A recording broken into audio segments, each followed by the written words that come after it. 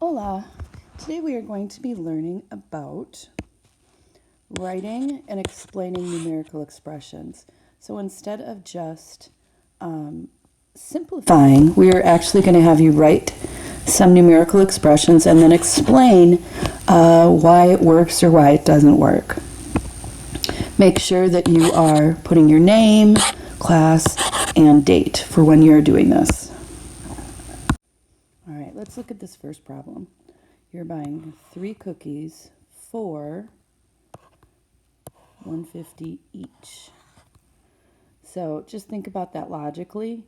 If you had 1 cookie for $1.50, it would be $1.50. If you had 2 cookies, then you have to multiply that by 2.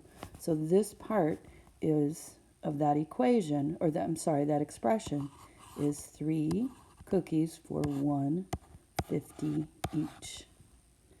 Then we're buying 2 giant gummies for 80 cents each. I should have boxed this one, each.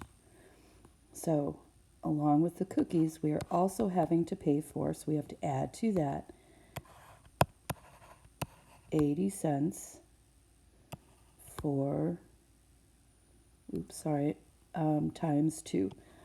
I switched how I was writing it from the first expression, but remember this commutative property, it doesn't matter if we put 3 times 150 or 150 times 3, so I did reverse that. The other thing I want to point out to you is that you can write 80 cents 2 different ways. You can write it like that, or you can write it as part of $1. And since the 150 is part of $1, that is why I chose to use that 0.8 instead. Be really careful, because if you just put 80, that would be like $80. All right, and then to that, we have to add, we have 4 candies for 50 cents each. So we have to add to that 4 times 50. And again, I'm going to put it as how I would write it as dollars. It's half of $1. Then, to find the total cost, we just simplify each part. 3 times 150. If you have to write it off to the side, please do, or use a calculator. That's fine with me too. So 3 times 0 is 0, 3 times 5 is 15, carry up the 1, 3 times 1 plus 1, or you might just know a lot about money and know 150 plus 150 is 3, and then we have to add another 150 to it. So that purple part for the cookies is $4.50. And 80 cents times 2 is 160. And again, feel free to use that calculator. And 4 times 50 cents, well, 2 times 50 cents is $1, so that's $2. And then we're just going to add all of this together. So I did my addition off to the side while the puppies were barking, and I came up with $8.10. And the dollar sign comes before. So the total cost was $8.10. For this next problem, it requires you to do some thinking about order of operations. So Jack and Josie were given the same problem but came up with different answers. So I meant to take this simplify each of the following out, because really if you simplify both of them, you should come out with the same thing. Jack's answer was 37 and Josie's answer was 31. Who was correct? So if we do the problem correctly, following order of operations, we have to do parentheses first, and in the parentheses there's the division and addition. We have to do that division first.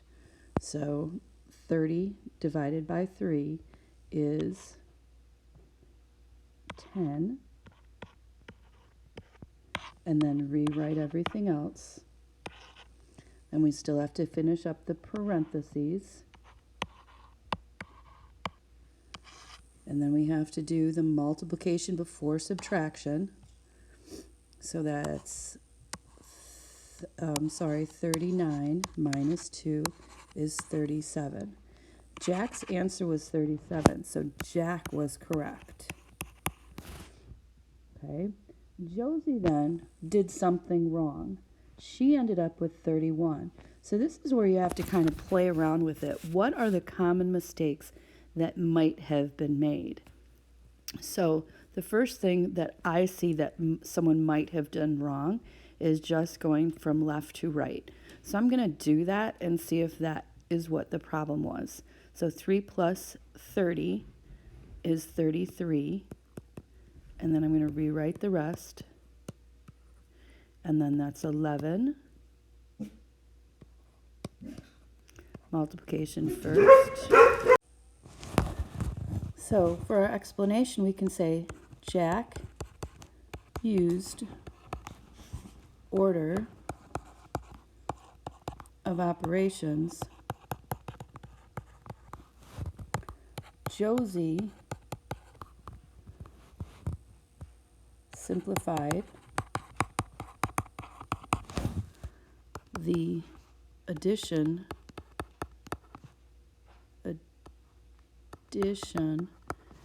in the parentheses instead first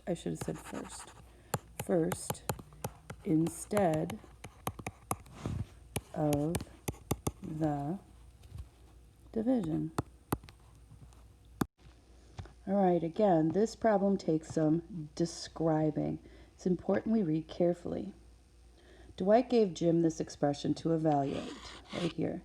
Jim said that to evaluate, it was easy, just multiply the factors of 12 and 12 together. So Jim said to multiply 12 and 12 together. And I'm going to write that original problem down in a second. Dwight told Jim he was wrong. So here is what Jim said. And Dwight said, find the product of 12 and 8 and add to that the product of 12 and 4. So I'm going to write that down. The product of 12 and 8 and add to that 12 and 4. So the original problem was 12 times 8 plus 4. 12 times 8 plus 4. So looking at what you know, well, let's go ahead and simplify. So use your calculator to simplify.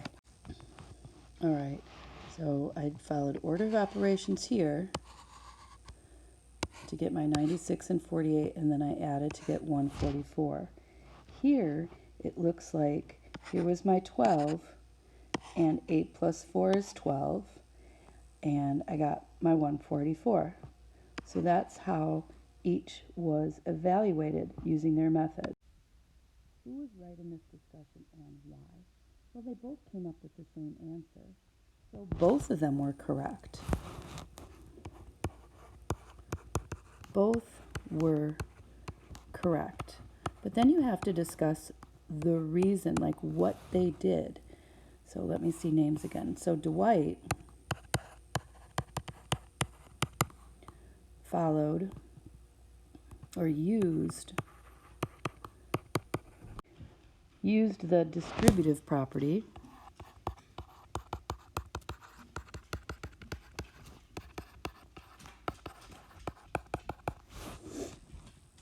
he multiplied over the parentheses, where Jim used order of operations.